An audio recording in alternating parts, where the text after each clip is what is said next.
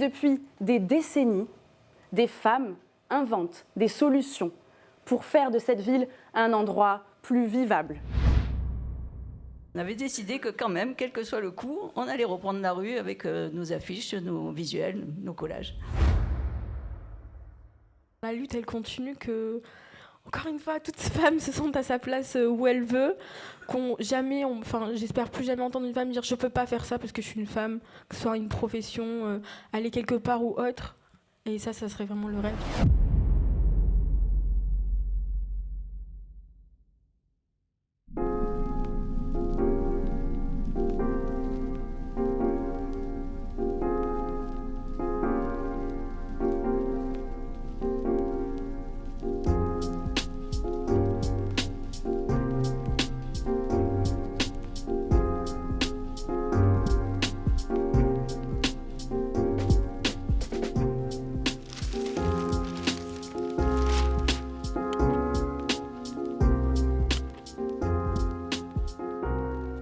Alors, si vous le voulez bien, revenons maintenant à notre ville féministe imaginaire. Ça y est, on peut se déplacer d'un point A à un point B sans avoir peur. Mais la question se pose alors, où allons-nous ? Car il faut se rendre à l'évidence, les hommes ont plus de légitimité à s'installer dans l'espace public, ce qui se traduit forcément par une appropriation masculine des lieux dédiés aux loisirs ou à la flânerie. C'est en tout cas ce que montrait encore récemment un rapport de 2021 de la métropole Aix-Marseille-Provence. Les femmes se déplacent principalement pour accompagner les enfants et les personnes à charge du foyer, là où les hommes se déplacent principalement pour aller au travail ou à des loisirs. Alors si vous le voulez bien, montons maintenant jusqu'au Plan-d'Ao, un quartier situé à Saint-Antoine, dans le 15e arrondissement de Marseille. D'ici, on voit toute la rade. Au milieu des immeubles, peu de femmes. Mais si on marche quelques mètres, on arrive devant une devanture colorée. C'est le Café des femmes. Et à son origine, la lumineuse Souad Boukeshba et son association Les Femmes du Plan-d'Ao en Action.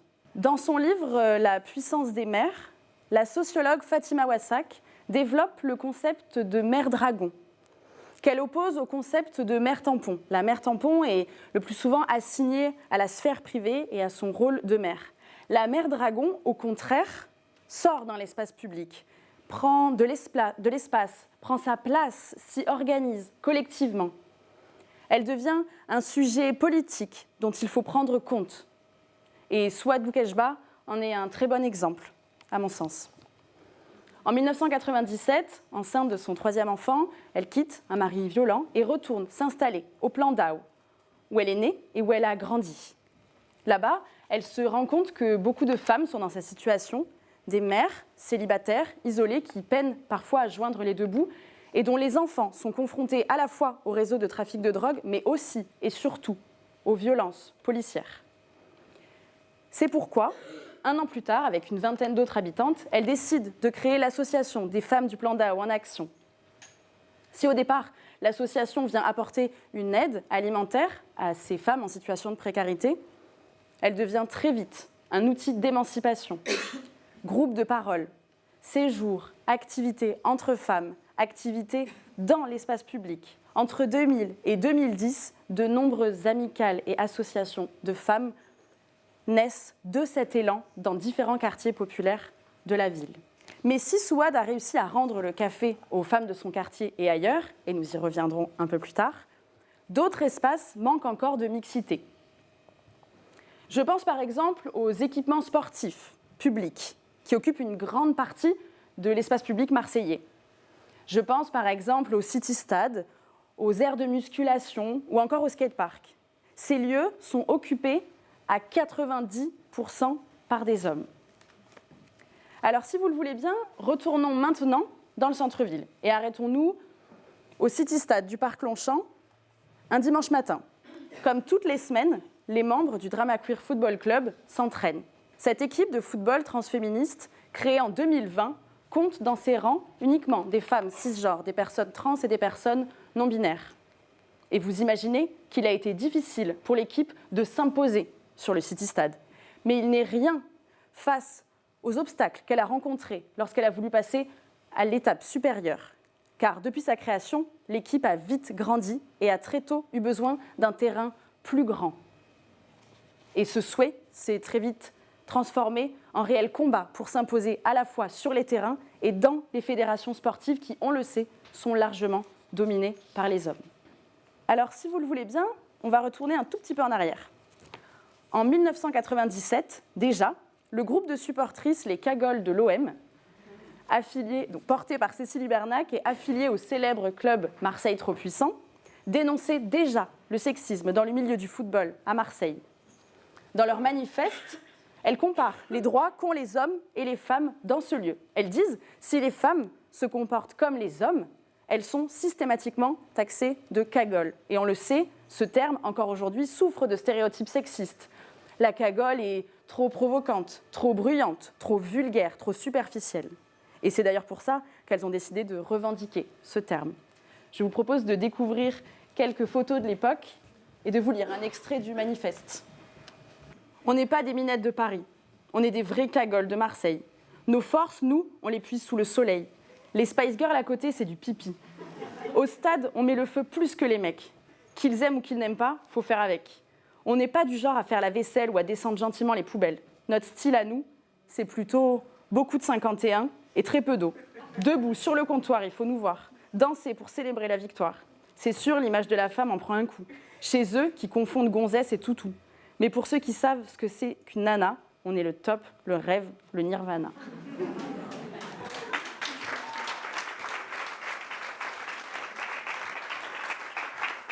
Alors, je vous ai parlé de Souad Boukeshba, fondatrice des Femmes du Plan DAO en Action.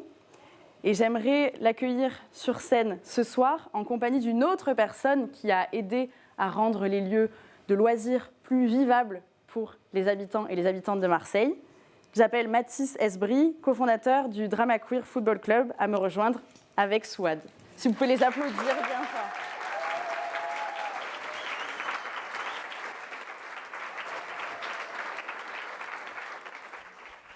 Merci beaucoup d'être là ce soir. Je mets juste le petit pardon. Souad Boukeshba, on va peut-être commencer.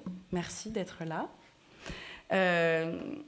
Qu'est-ce que votre association, à l'époque, et le Café des femmes aujourd'hui, apportent au quotidien aux habitantes de votre quartier? Alors, bonsoir tout le monde, déjà. L'association apporte beaucoup. Les femmes du quartier ou les quartiers environs, parce que quand même, on a beaucoup d'adhérents qui viennent un peu de Saint-Antoine et autres.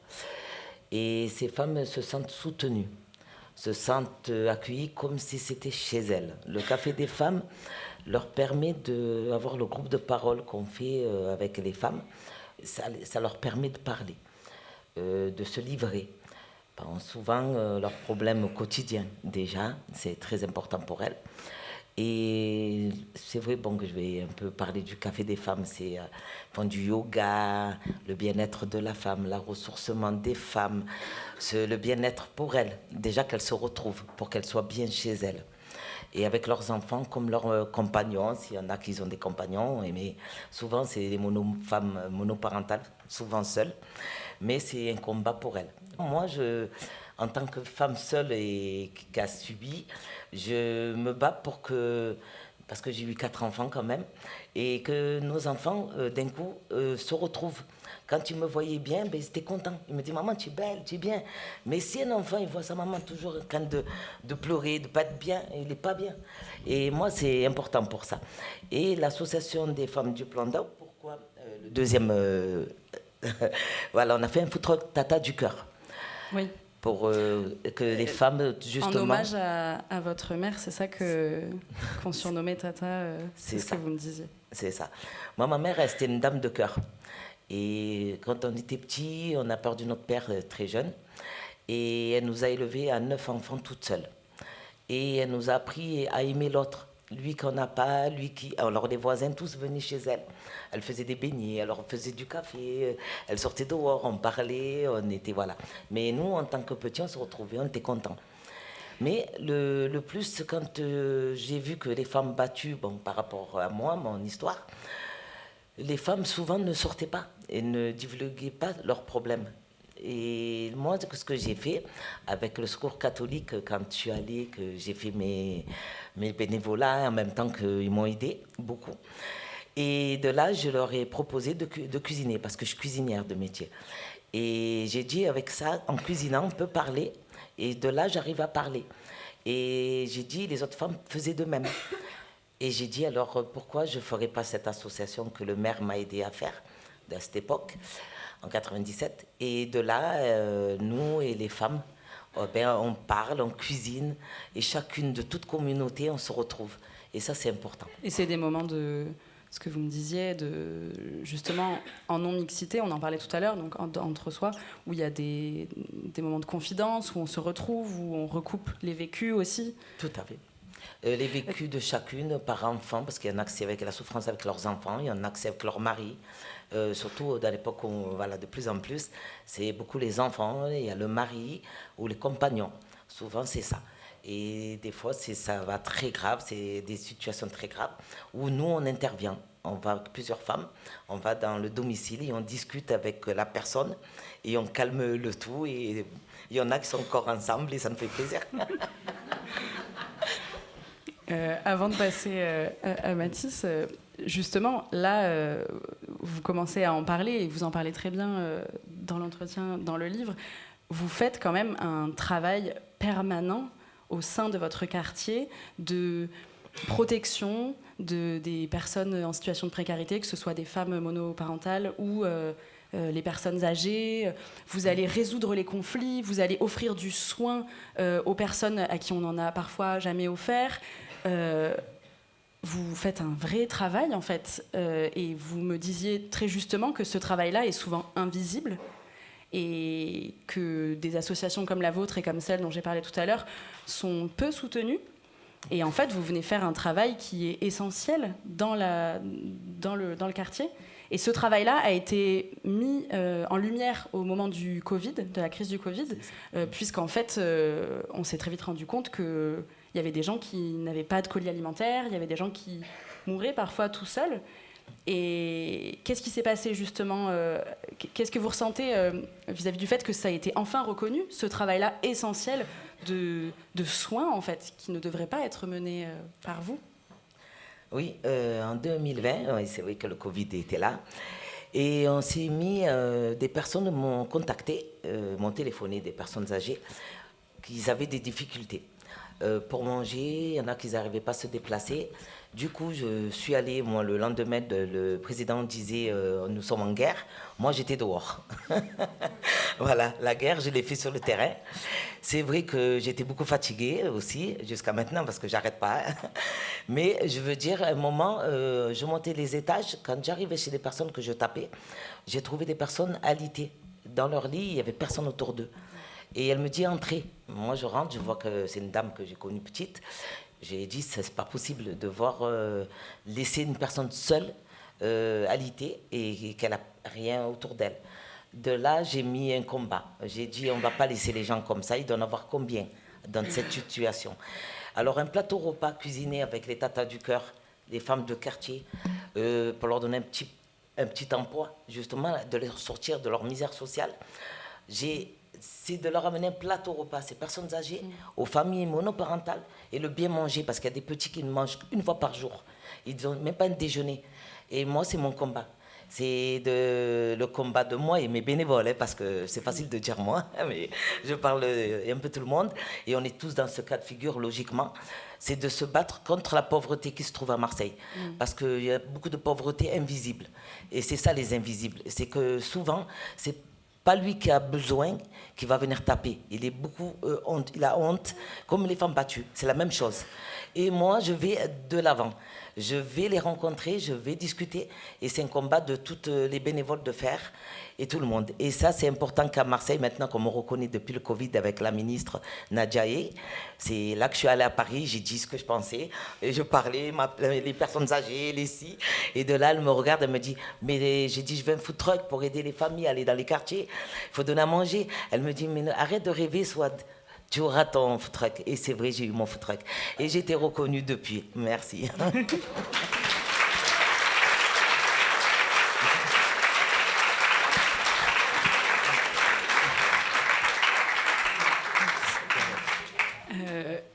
revenons donc à l'espace public et à ces terrains qui sont occupés majoritairement par des hommes cisgenres. D'où est venue cette idée d'équipe de football ? Est-ce que tu peux nous raconter la naissance de ce projet-là ? Oui. Du coup, ça est né pendant la Coupe du Monde 2019, la Coupe du Monde féminine. Et on se retrouvait en terrasse de bar au Courjus ou à la Plaine pour regarder les matchs. Et on a suivi toute l'équipe des États-Unis avec Megan Rapinoe et plusieurs engagements politiques qui ont été pris par cette équipe à ce moment-là. Et avec les amis avec lesquels je regardais les matchs, on s'est demandé pourquoi nous, en tant que... On a grandi en tant que filles et pourquoi on n'avait jamais eu accès au foot avant. Et j'ai voulu essayer de jouer moi-même au foot après. Donc j'ai essayé avec des équipes qui existaient déjà à Marseille. Et au moment du Covid, il y a eu un nouveau confinement et on ne pouvait plus jouer le soir sur les terrains de sport. Et du coup, on en a profité pour s'installer dans l'espace public. Et on se retrouvait tous les dimanches matins au Parc Longchamp pour jouer au foot. Et comme pendant le Covid, il y avait peu d'espace de sociabilité en général, et que nous, on proposait une façon de sociabiliser en tant que personne queer à travers le sport, c'était quelque chose d'un peu différent et qui n'était pas très présent à Marseille avant. Et ça a vite attiré du monde, et c'est un groupe qui s'est formé petit à petit de cette façon-là. De façon assez informelle. Et ça a été difficile de s'imposer sur ce City Stade et ensuite ? Est-ce que vous pouvez peut-être nous raconter comment ça s'est passé ensuite quand vous avez voulu passer à l'étape supérieure, comme on disait tout à l'heure ? En fait, moi, ce qui me fait rire quand je réfléchis au City Stade, c'est que c'était difficile de s'imposer, mais c'était des enfants. Hein. C'est des enfants de... C'était difficile, oui. Oui, parce qu'ils ont l'habitude de jouer entre garçons, et même les pères qui viennent jouer avec leur... C'est un City Stade, c'est tout petit, donc par exemple, il y a des pères qui viennent jouer avec leur enfant de 5 ans et qui ne supportent pas que nous, on puisse prendre la place.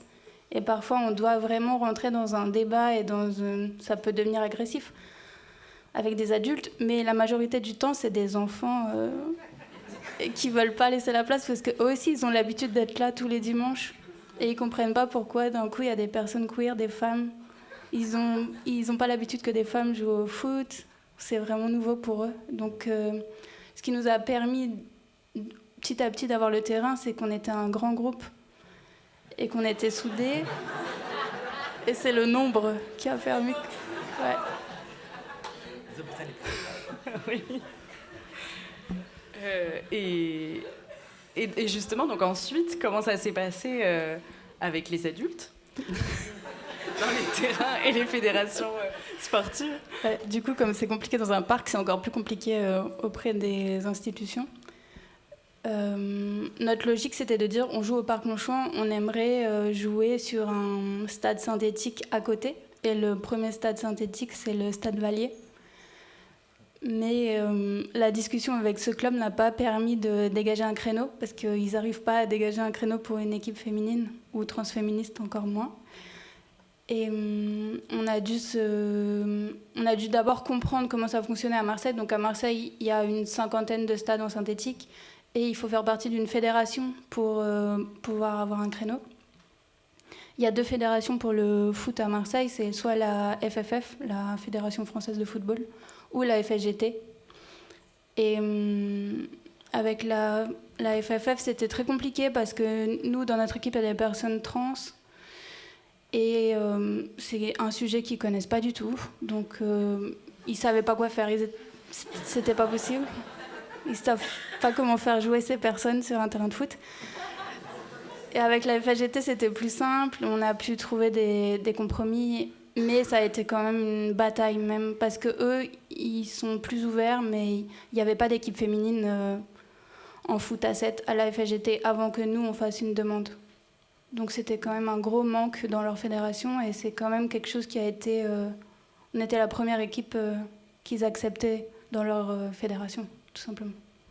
Et pour revenir à vous le disiez tout à l'heure, à prendre sa place. C'est quelque chose dont on avait parlé.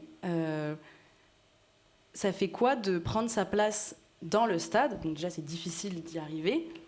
Est-ce que c'est quelque chose, est-ce que c'est, une fois qu'on a réussi à le faire, et c'est dur, est-ce que c'est quelque chose qu'on emporte avec soi en dehors du stade? Est-ce que s'imposer à cet endroit-là, un peu comme on le disait tout à l'heure avec Patricia et Lily, est-ce que ça aide ensuite à occuper l'espace public différemment? Pour moi, ce que j'ai apprécié, c'est que j'ai l'impression qu'on s'est réapproprié la chance qu'ont les mecs cis d'avoir une équipe de foot, mais plus dans le sens, c'est un groupe, et c'est un groupe avec lequel ils sont à l'aise. Et du coup, c'est vraiment se réapproprier un espace de sociabilité, mais en dehors des espaces de séduction queer, par exemple. Et du coup, se sentir entouré, se sentir soutenu, pouvoir monter des projets. Pour moi, c'est vraiment au-delà du sport. Et le foot a toujours été un prétexte, même s'il y a des personnes dans l'équipe qui aiment vraiment ce sport. Mais c'est un prétexte pour se faire des amis, monter des projets, aller plus loin, militer, prendre position sur certains sujets. C'est vraiment une force qui va au-delà du moment de l'entraînement et qui est vraiment une construction militante à travers cette équipe. Merci. Et Souad, je vous pose un peu la même question et vous pouvez rebondir si vous voulez. Mais est-ce que l'association, le café, la fréquentation de ces lieux-là a permis aux personnes, aux femmes qui viennent de se sentir plus puissantes à l'extérieur, de se sentir plus fortes? Le fait d'être en groupe aussi, on le disait, le nombre, parce que vous étiez quand même nombreuses dès les années 90. C'est ça, oui. On était nombreuses, on était à peu près en tout, ouais, plus de 700. C'était énorme. Pourquoi? Parce qu'on avait tous les quartiers. J'étais une des premières associations dans le 15 et 16 de femmes. Et du coup, on s'est surmergé. Il y en avait de partout. Mais c'est vrai que les femmes dans les quartiers, on se connaît. Nous avons grandi, nous sommes nés, on se fréquente, voilà. Et souvent, c'est des familles où, voilà, la fille, c'était tu vas faire le ménage, voilà, on était tous un peu issus comme ça. Mais en grandissant, moi, j'avais du caractère déjà à la base. J'étais, voilà. Mais quand je me suis mariée, c'est vrai que ça m'a affaibli, voilà. Je savais pas que j'allais trouver un dragon, hein, voilà. C'est comme ça. Et ce que je voulais dire, les femmes se sont senties très fortes. Et là, moi, déjà, ma force que j'ai donnée à certaines femmes, de dire, moi, où je suis passée, alors je raconte, elle écoute, elle se met à pleurer, elle me dit, si toi, tu as réussi, moi, je peux réussir. C'est beaucoup et c'est un combat. Et voilà, je leur dis si on se soutient pas entre nous, on n'arrivera pas. C'est ça le plus important. Merci beaucoup, Souad. Merci beaucoup, Mathis. Merci beaucoup. On peut les applaudir très fort aussi.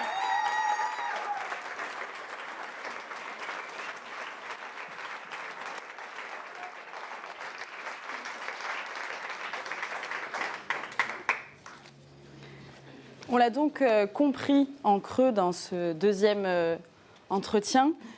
La municipalité a un rôle à jouer aussi pour rendre la ville, les stades, les quartiers plus accessibles aux femmes. Alors, quelle politique publique la ville de Marseille mène-t-elle pour rendre ces rues plus inclusives? Pour répondre à ces questions, j'invite Sophie Roch, adjointe au maire en charge de l'état civil et présidente d'HES France. Vous pouvez l'applaudir.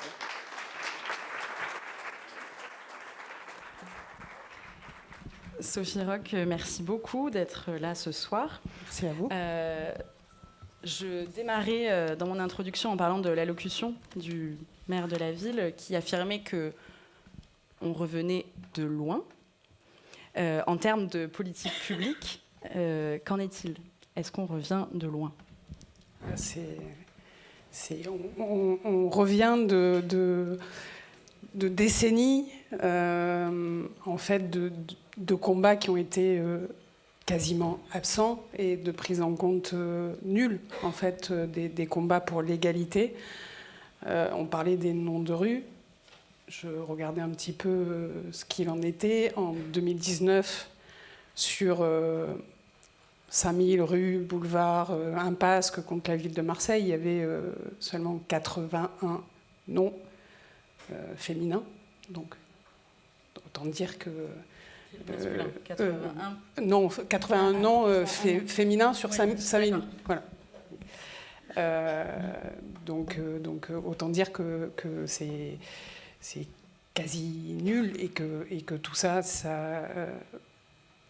va nécessiter en fait des années et des années de rééquilibrage. Voilà, ça ne se fera pas en un jour, mais il y a cette volonté de le faire. Aujourd'hui, dans les noms de rues, à chaque conseil municipal, on vote des noms de rues. On est entre, parce que c'est un engagement de la municipalité, entre 65 et 80% de noms de rues qui sont attribués à des femmes. Et sur aussi des équipements municipaux, le centre social Germaine Tillon, la piscine Alice Mia, ex-piscine Saint-Charles. Voilà. Donc Rome, c'est pas fait un jour, Marseille non plus. Mais il y a la volonté politique, parce que la volonté politique, c'est important à un moment pour accompagner l'égalité, les droits. Voilà. Il y a donc cette question des noms de rue, mais il y a aussi, et je pense qu'on le disait bien tout à l'heure avec les associations comme celle des femmes du plan d'Arwan Action, il y a aussi il peut y avoir une volonté politique de subventionner, de financer ces associations-là qui mènent un travail, comme on le disait tout à l'heure, quand même colossal et très important, par exemple au plan d'Arwan pour Souad Boukeshba. Qu'en est-il des subventions allouées aux associations féministes, mais aussi aux associations LGBTQIA+, ou les associations antiracistes? Alors, le soutien aux associations féministes, il y a encore 5 ans, c'était 40 000 euros. À l'échelle de la ville de Marseille, avec ce tissu associatif qui est quand même riche, foisonnant, c'était extrêmement faible. Aujourd'hui, c'est des subventions et un soutien au monde associatif féministe qui est à presque 300 000 euros. Donc on a multiplié par 7 quasiment en quelques années le montant des subventions allouées, et on continuera sur cette voie-là dans parfois des contraintes budgétaires qui sont quand même importantes pour la ville, mais c'est marqué en fait notre soutien à ce monde associatif et sur la lutte contre les discriminations et les associations LGBT. Mais en fait, ça n'existait pas. Il n'y avait pas de subvention, ou en tout cas, c'était pas sur une ligne précise. Ni budgétaire, ni voilà. Donc ça, on partait de quasiment zéro, et aujourd'hui, les subventions pour les associations LGBT sont autour de 250 000 euros sur l'année 2023 et 2024. Et malgré cette hausse donc des subventions, comment vous expliquez qu'il y a encore beaucoup de collectifs féministes, d'associations qui ne reçoivent pas de subventions, voire même qu'ils ne les demandent pas? Je pense qu'il y a une culture commune en fait à créer. On commence à mettre en place une culture commune de travail entre des mondes qui peut-être étaient très éloignés. Moi, j'ai moi-même été, et je suis toujours militante LGBT, et cette ville de Marseille, pour moi, et ses élus étaient éloignés. Moi, je me souviens d'une marche des fiertés en 2019 avec des barrières autour de l'hôtel de ville. Et voilà, donc, et avec des élus qui n'étaient pas ni concernés, et par ailleurs qui étaient des militants anti-droit. Voilà, que ce soit Valérie Boyer, moi je me souviens de Dominique Tian, tous ces gens qui ont rempli les cortèges de la Manif pour tous, par exemple. Donc moi-même, quand j'étais militante, je n'avais pas de rapport de confiance avec l'institution. Et c'est ce rapport-là qu'on essaye de trouver, de réinventer. Alors ça peut se faire avec un peu de crainte, avec peut-être un peu parfois peut-être un peu s'engueuler ou pas se comprendre, mais en tout cas créer une culture commune de travail et d'échange autour de projets associatifs, ça fait aussi partie en fait de ce qu'on met en place, je pense, depuis maintenant 2020. Et justement, l'ouverture récente du centre LGBTQIA+, est un exemple on en parlait tout à l'heure, de l'importance des lieux, mais c'est un exemple aussi Oui, de soutien et de la volonté qu'a eu la ville, parce sait que ça fait très longtemps que ce oui, projet est mené et porté par les associations marseillaises. Je pense à Mémoire des sexualités. Tout à fait, c'est un projet qui est une revendication des associations et des personnes LGBT depuis maintenant des décennies. Et c'est vrai qu'on est dans une région où on est sur des villes qui sont plus petites que Marseille, Avignon, Nice, et il y a des centres LGBT depuis longtemps, et ce n'était pas le cas à Marseille. Alors il y a eu des lieux qui ont reçu les associations, les 3G, le planning, où il y avait des réunions interassociatives, mais il n'y avait pas de lieu. Et il a fallu la volonté de la ville, en fait, aussi, pour pousser en fait, ce projet. Et pour nous, c'est une immense fierté d'avoir enfin ce centre LGBT à Marseille. En 2018, suite à la création de l'outrage sexiste, un nouveau délit qui visait à lutter contre le harcèlement de rue, la préfecture de police des Bouches-du-Rhône a administré à ses agents une formation inédite sur ces problématiques. Alors, les résultats montrent que ça a été très peu utilisé, en fait.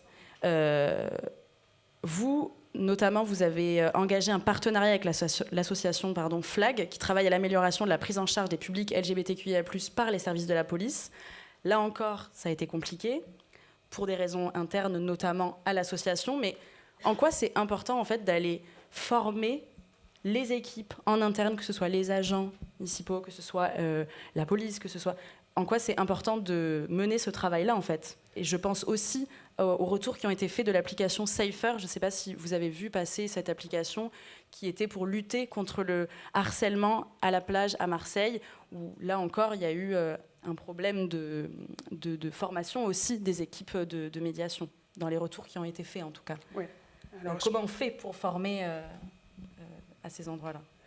Là aussi, on est sur un rattrapage, parce que l'intérêt, en fait, et la volonté politique étaient inexistantes. Et du coup, former des agents, l'enjeu, c'est de former des agents à recevoir tous les publics et de les recevoir sans discrimination.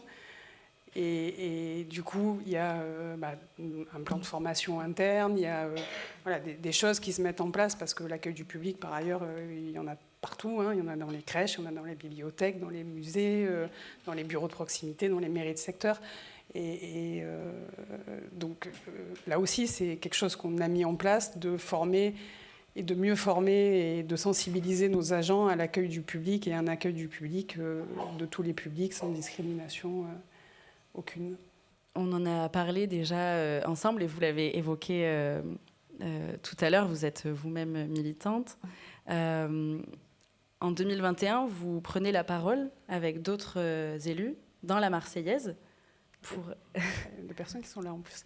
Oui, c'est vrai qu'il y a d'autres personnes qui sont là pour revendiquer votre homosexualité. En quoi ce témoignage public est important aujourd'hui quand on aborde la question de la visibilité et les représentations dans l'espace public ? Alors, je pense qu'il y a moi, je sais que, par exemple, dans ma jeunesse, j'ai longtemps souffert de l'absence de modèle. Tout simplement, je ne savais pas ce que c'était une lesbienne. Je ne l'avais pas vue. Il a fallu l'arrivée de certaines séries télé pour me dire « Ouh là là, je peux voir des lesbiennes à la télé ». Enfin, voilà. Et donc la question du modèle, avec tous les guillemets que ça comporte, c'est pas être un modèle, c'est pas forcément être un exemple, mais dire oui, je suis une personne lesbienne et je fais de la politique et je suis élue. C'est un message, et même s'il y a peut-être que 3 ou 4 jeunes qui l'ont lu, où je suis une personne trans et je suis un élu trans, parce qu'on a des élus LGBT qui sont dans toutes les lettres de la communauté, donc c'est très bien. Si ça peut aider ne serait-ce qu'un ou 2 jeunes, parce qu'ils ont lu l'article, moi je pense que c'est important, et c'est important d'incarner en fait les combats. Voilà, de savoir c'est pas seulement des idées politiques, c'est qui les porte à un moment donné. Et je pense que c'est l'engagement politique, il est là aussi pour ça. C'est un milieu qui reste, on en a parlé, y compris à gauche, dominé par le modèle hétéro-cis masculin, en fait. Mais il ne faut pas non plus... il ne faut pas hésiter aussi à se dire qu'il ne faut pas rester éloigné aussi du monde politique et prendre ses armes militantes, prendre ses armes intellectuelles, prendre une carte ou pas, s'engager dans le militantisme associatif, dans le militantisme politique, c'est aussi mieux incarner les combats, parce que qui d'autre que les personnes concernées à un moment donné peuvent aussi porter des politiques publiques d'égalité. D'ailleurs, certains élus ont joué un rôle, par exemple, au moment où il a fallu trouver un terrain.